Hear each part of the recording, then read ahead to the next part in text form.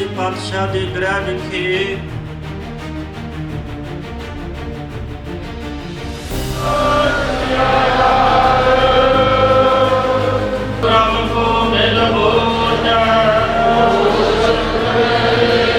सरबंस दानी की महिमा न्यारी है।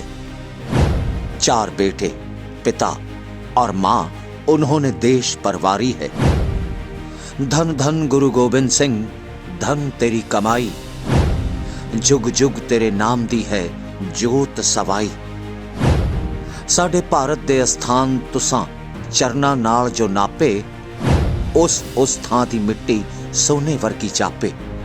श्री गुरु गोबिंद सिंह जी 10वीं पातशाही, कलगीधर शहंशाह, दशमेश पिता, संत सिपाही, साहिबे कमाल के अलावा गुरु श्री गोबिंद सिंह जी को सरबंस दानी भी कहा जाता है, क्योंकि मजलूमों, दुखियों और देश की रक्षा करते हुए जो बलिदान 10वीं पातशाही श्री गुरु गोबिंद सिंह जी ने दिए, उसका कर्जा दुनिया की कोई भी कौम कभी भी नहीं उतार सकती।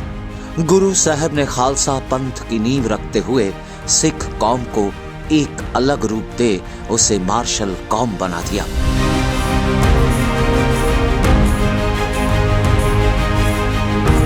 श्री गुरु गोबिंद सिंह जी ने हर धर्म और हर वर्ग के लोगों की रक्षा करने में कोई कोर कसर नहीं रखी।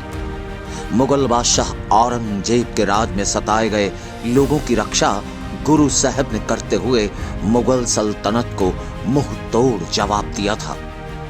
उन जैसा कोई योद्धा नहीं, उन जैसा कोई रहबर नहीं, उनसा कोई मुर्शिद नहीं, उनसा कोई जपी नहीं, उनसा कोई तपस्वी नहीं। गुरमुख प्यारिओ, उस वेले आसा की वार दा कीर्तन आख्या महाराज साज ते आनंदपुर रह गया। तबले हारमोनीयम बाजे सरंदे रबाबा तानपुरे। सच्चे पातशाह कहंदे जैसा देश वैसा भेस, जिहो जिहा समा इन्हां नूं ला के सामने ढालां दे तबले बना लो। आ जिहड़े खंडे आ इन्हां दे तानपुरे बना लो, सरंदे बना लो। सच्चे पातशाह कहंदे तलवारां दे, सतगुर सच्चे पातशाह कहंदे दिलरुबा बना लो। आसा की वार दा कीर्तन इन्हां शास्त्रां दे साजां नाल ही करांगे। ਇਹੋ ਜਿਹਾ ਤਪਸਵੀ, ਇਹੋ ਜਿਹਾ ਨਿਤਨੇਮੀ ਗੁਰੂ ਦੁਨੀਆ ਤੇ ਪੈਗੰਬਰ ਹੋਰ ਕਿਹੜਾ ਹੋ ਸਕਦਾ। ਗੁਰਮੁਖੋ ਕੋਈ ਦੁੱਧ ਦਾ ਦਾਨ ਕਰਦਾ, ਕੋਈ ਧਨ ਦਾ ਦਾਨ ਕਰਦਾ, ਕੋਈ ਜ਼ਮੀਨ ਦਾ ਦਾਨ ਕਰਦਾ, ਉਹ ਕੋਈ ਸਰਬੰਸੀ ਦਾਨ ਕਰਦੇ। नूरानी और रूहानी शख्सियत के मालिक श्री गुरु गोबिंद सिंह साहब का जन्म पटना की सरजमीन पर माता गुजरी की कोख और पिता गुरु तेग बहादुर साहब जी के घर पर हुआ। धर्म और तप के रास्ते पर चले श्री गुरु गोबिंद सिंह साहब ने महज 9 साल की उम्र में पिता को बलिदान के लिए प्रेरित करते हुए देश और कौम के लिए सब कुछ वारने का संदेश तो तभी दे दिया था।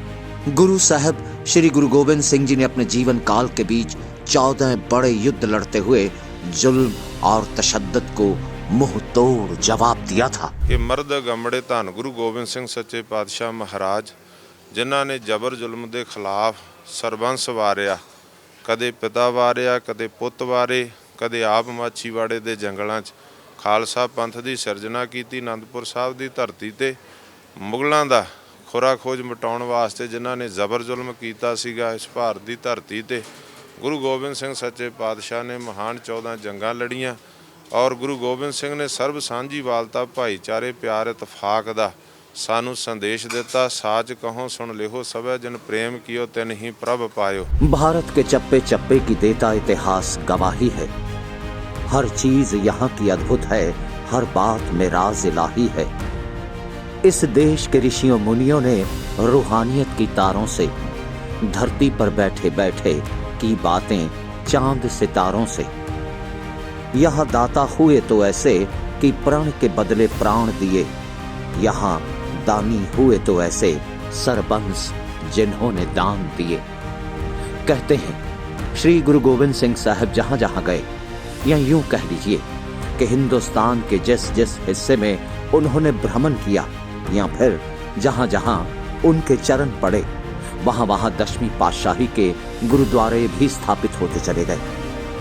उस दौर से शुरू हुए उन गुरुद्वारों का रूप स्वरूप आज बेहद बदल गया हो, लेकिन नहीं बदली तो गुरु की शिक्षा, नहीं बदले तो गुरु के दिए संदेशों पर अमल करते हुए सिख कौम के लोग, जो सरबंस दानी को अपना आदर्श और गुरु मानते हुए अपना जीवन यापन करते हैं।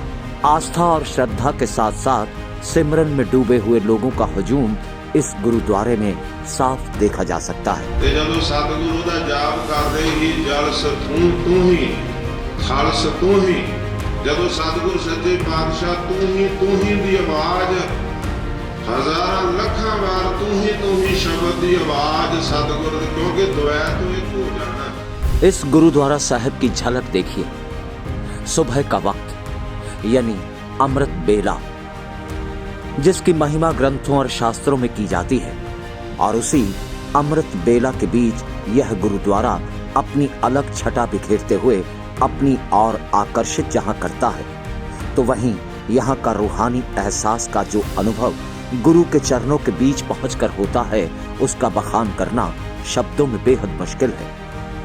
यह गुरुद्वारा है नाडा साहिब, जो चंडीगढ़ के साथ लगते शहर पंचकूला की सरजमीन पर बना हुआ है, और सिख संगतों के साथ साथ दूसरे धर्मों से जुड़े हुए लोगों के लिए भी यह आस्था और भक्ति का रूहानी घर है। जी, अगर बात गुरुद्वारा श्री नाडा साहब की जाए तो यह एक ऐतिहासिक गुरुद्वारा है, और कहा जाता है कि 10वीं पातशाही जब पहाड़ी राजाओं के साथ युद्ध के मैदान में लोहा ले रहे थे, तो वह युद्ध जो है भंगानी, जो कि पांटा साहब के करीब है, वहाँ पर हुआ, और वहीं से विजय श्री प्राप्त करने के बाद 10वीं पातशाही श्री गुरु गोबिंद सिंह जो हैं वो यहाँ आकर ठहरे थे, और यहीं से उन्होंने आगे अनंतपुर साहिब की तरफ कूच किया था।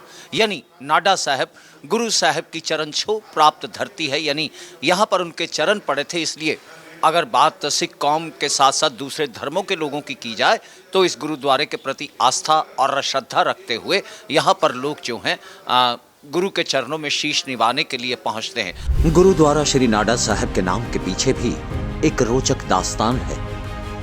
कहते हैं कि गुरु साहिब ने जब अपने योद्धाओं के साथ यहाँ पर पड़ाव डाला, तो उस दौर में यहाँ के एक जमींदार ने गुरु साहिब की खूब सेवा करते हुए, उनकी बंदगी करते हुए अपने आप को गुरु कृपा का पात्र बना लिया। जी, गुरुद्वारा श्री नाडा साहब के नाम के पीछे भी अपनी ही दास्तान है।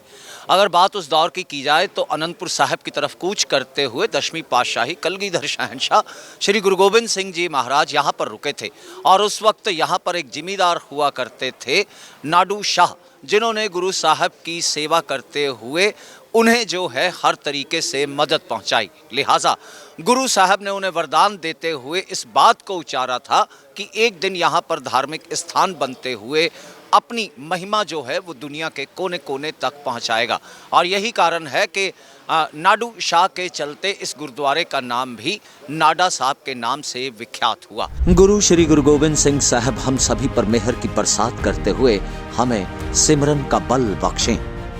अगर आप भी दीदार करना चाहते हैं इस गुरु घर का, नाडा साहब की रूहानियत का, तो याद रखिए अमृत बेला से बेहतर कोई वक्त नहीं होता गुरु चरणों में नतमस्तक होने का, गुरु चरणों में बैठकर सिमरन करने का। तो देर किस बात की, पहुंच जाइए गुरुद्वारा श्री नाडा साहब और कीजिए दर्शन दीदार उन जपी, उन तपी, उन सरबंस दानी की चरण छो प्राप्त धरती का। नाम दास श्री अमृतसर साहिब जी के दर्शन इशनान